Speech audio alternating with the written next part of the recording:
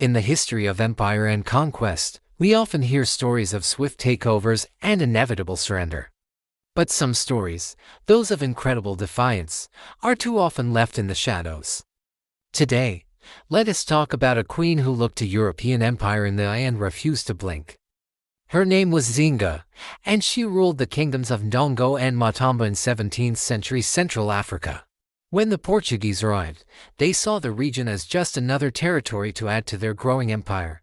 They had advanced weaponry, a powerful navy, and a history of successful colonization. They expected the local kingdoms to quickly fall in line, but they didn't count on meeting a leader like Nzinga. She was more than a queen, she was a brilliant strategist, a master diplomat, and an unyielding protector of her people. Instead of accepting Portuguese dominance, she decided to fight back. Not just with weapons, but with her mind. Nzinga's approach was revolutionary for its time. She understood that brute force alone wouldn't be enough, so she began by completely reorganizing her military. She didn't just gather more soldiers, she trained them in new tactics, creating a more disciplined and effective fighting force capable of standing against European armies. She studied her enemy, learned their strategies, and adapted her own to counter them. This wasn't just about defense. It was about creating an army that could proactively protect her kingdom's sovereignty. But Nzinga's true genius lay in her diplomacy. She knew that the political landscape of Central Africa was complex, with many rival kingdoms and shifting allegiances. The Portuguese often exploited these rivalries to their advantage.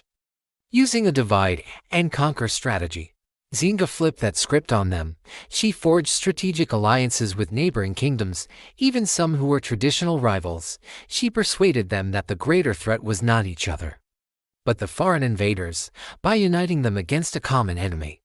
She created a powerful coalition that the Portuguese found incredibly difficult to break. Her diplomatic boldness was legendary. There's a famous story from her negotiations with the Portuguese governor.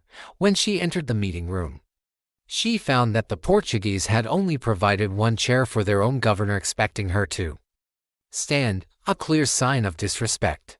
Instead of protesting, Nzinga simply signaled to one of her servants, who knelt on all fours, creating a human throne for her. She sat down, eye to eye with the governor, making it clear that she was his equal. This single act spoke volumes about her refusal to be intimidated or treated as anything less than a sovereign ruler. She demanded respect, and she got it. For nearly 40 years, Queen Nzinga led this incredible resistance. Through a combination of shrewd military campaigns, clever political maneuvering, and unwavering diplomacy, she kept the Portuguese from conquering her lands, while other territories fell to colonial rule. Ndongo and Matamba remained independent under her leadership. The Portuguese sent armies. They tried to undermine her authority. They attempted to turn her allies against her, but time and time again, they failed. Her reign became a symbol of defiance, proving that African leaders were not passive victims of European expansion.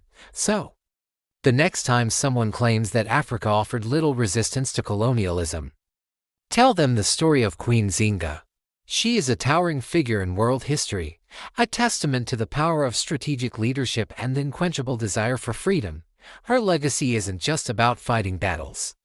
It's about outthinking an empire, uniting a people, and ensuring her kingdoms remained free for decades against overwhelming odds. She wasn't just a queen who resisted, she was a queen who prevailed. Her story is a vital piece of our shared history, reminding us that courage and intelligence can be the most powerful weapons of all.